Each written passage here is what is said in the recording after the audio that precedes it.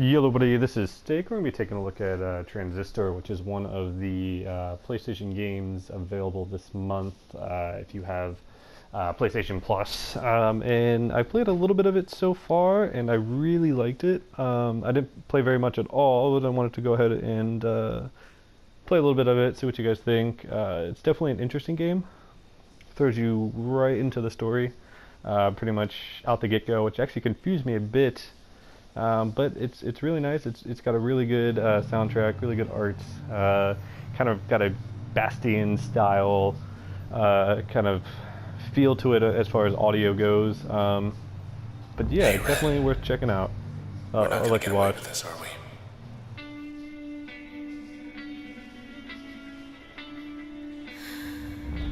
Come on, pull. So you play as Red. Together again. And the guy that's talking that you're hearing is the Sword, actually speaking to you. And as far as like what that means, I have no idea because I didn't get very far as storyline goes. But yeah, I mean, the fighting is interesting. From what I can tell, it seems to be basically you're inside of a computer program of some sort, or computer itself. And every action you make, say like this crash action, is actually a function inside the program that you're calling. Which is pretty neat. You can see, this one here is a kind of a short range. That one will be a longer charge, a little bit of longer range. And your kind of objective is to destroy these things here. It's pretty simple. But it's got a really neat feel to it as far as, aesthetics is a big part, which is something I really like about it. And just like, kind of originality, it's a pretty neat concept. I don't think I've actually played a game as far as like fighting that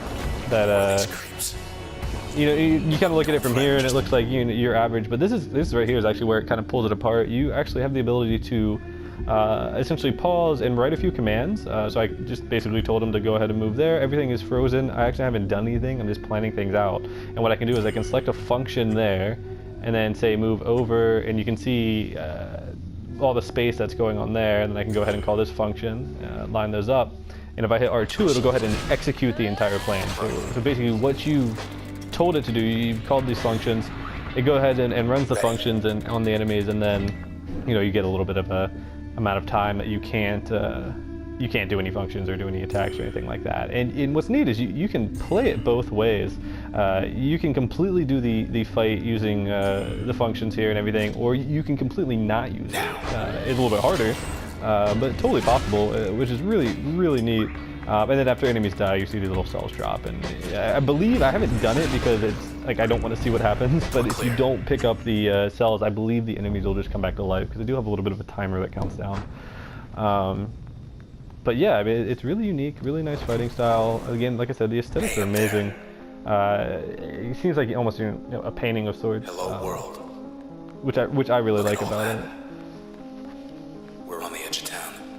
And again, like I said, the Bastion kind of style, over announcing kind of thing, really interesting storyline that I totally don't understand yet. There's the empty set. But just by playing a little bit, I want to understand it. It sounds really interesting. All I can really tell is people have died, and I don't think the sword was always the sword. I guess that's something we'll figure out. I don't think it's a sequel, as far as I know. I haven't done like any research as far as like the developers or anything like that in any other games in the series, but if it is the series at all. But my understanding is that it's not, and that it's just good storytelling. And I probably should. I already killed him. I should probably not do that. But okay, the next cell that pops up, I'll go ahead and I'll not kill it, and we'll see what happens. But here is where you're gonna get like new abilities. So basically, this is a fallen person, somebody we know. The sword there will talk to it for a while, and then we'll basically gain their ability, and you'll see it pop up down there.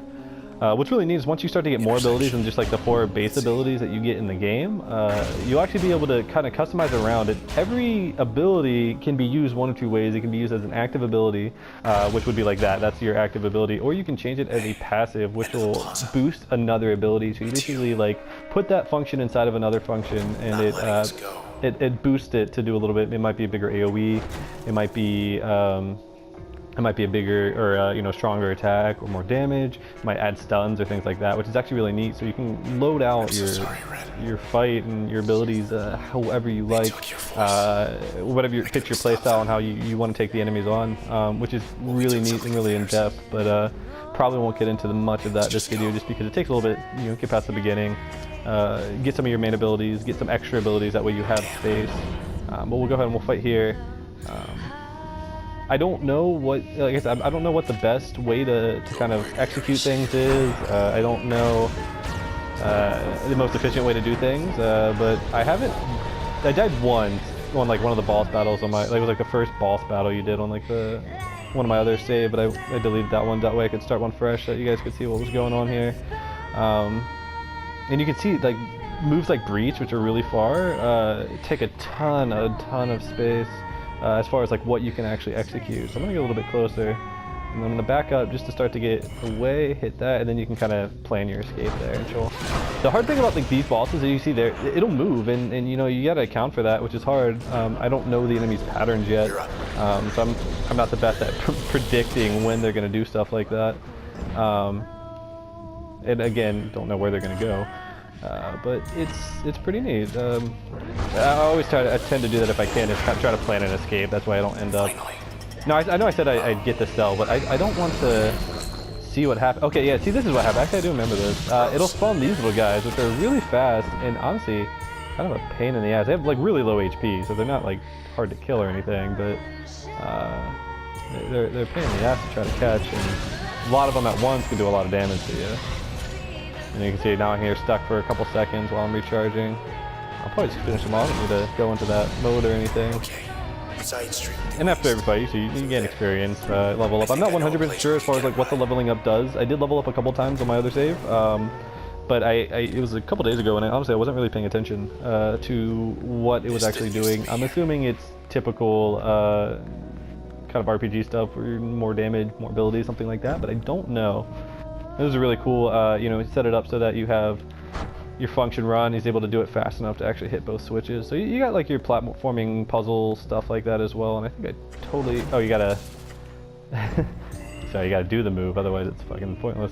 But yeah, you got like your kind of platforming puzzle stuff there, which is pretty neat. Adds a little bit of depth to it instead of it just being a you know, kind of hack and slash. It's, you know, it's a story. You're going through it, you're watching a movie, you're learning something, you're doing some fighting, and you're solving the puzzles. It's kind of got like pretty much everything I like in a single player game that's not like a roguelike. Is, you know, being able to just kind of get involved and really get into like a really in-depth story, really unique, that doesn't just bore you. My issue I have like with a lot of games is the fighting, either if the fighting is just super boring or the fighting is just repetitive. You know, I don't care how good the story is, like I'm just gonna get bored. And that was actually my issue with like Final Fantasy 13. It was just so much of the same, like mash X until the enemy's dead, and like while the story was interesting and all, I didn't want to just sit there and mash X for like fucking 5 hours. I wanted to, you know, play a game and enjoy myself. That's why I was playing it. And you know, eventually, like I can only do it for so long. You give up, but it has a lot of depth in the fighting, and just as far as like what you're doing in the game. You're not always in story. You're not always in fighting, and you're, you know, not always doing puzzles.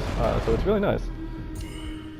You can see this enemy's a lot more difficult than the others. Now, I don't know for sure if you don't use your full bar. Yeah, it looks like if you don't use your full bar, you'll have a shorter cooldown, which is nice if you don't want to do a full slew of actions. You just maybe want to get off 1 or 2 hits while you're next to the enemy. And you can see it does estimate what their health is going to be like towards the end, and it's not going to be quite enough to kill him, but it will bring him down. Oh, no, it didn't. It wasn't enough. Just didn't estimate me exactly. And I think we'll level up here, or at least... Yeah, we'll level up here. We'll see what that does. So we got to level 2. Oh yeah, that's right. I remember this now. You get to pick a new ability. So this is another, like what I was talking earlier. You get to kind of branch off however you want. So whenever you level up, you get 2 abilities to choose from. So I have either the bounce one. You can see it's got the active slot effect. So that's if I was going to put it on like square, triangle, circle, or X. It'll discharge a ricocheting bolt that jumps from target to target. So it's kind of like a bounce between the targets. It's actually really nice for those tiny little enemies. Or if you put that same ability, the same function into an upgrade slot, it'll just add a chain reaction to another function. So say my bombs or my the circle move I had, it'll have that ricochet effect. And then the mask, it looks like it's concealing, amplify next action. I didn't take this last time. It adds backstabbing if you put it on the upgrade slot, but I really like the bounce function. I remember that one a lot. I used it to basically, like I said, take out those little enemies. And there's a lot of those, I think of the next part where there's a lot of little tiny enemies that, low health that you just kind of need to get out the way. And then this is the last thing I'll show you guys today, or at least on this video. Here's where you're going to kind of pick it out. And you can see from any of these, say what I'm going to do. Jaunt's a really good move. I'm going to go ahead and take, let's say crash out. Let's go ahead and get that out. So let's see, you select the one you want, and actually, so that'll do an upgrade. You do not want to do that.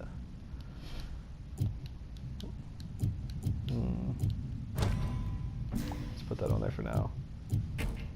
Okay, so here we go. Remove installed. Remove installed. So let's go ahead and take that one. We'll put it on X, and then we'll take this one. And you can see the upgraded effect was to cause a stun on it. So let's go ahead and take that and put it as an upgrade onto that bounce. Now we have a bounce that goes out and stuns enemies. And if you would have done it a little bit different, it would look a little bit different to you. And we'll go ahead and call that. If you guys like the game, just go ahead and let me know. You can obviously subscribe, like everything like that. And you know, if you want to see more, I'll probably do a couple more videos, just short ones, go through a little bit, talk about the game, and see if I can get a little bit more into the story here.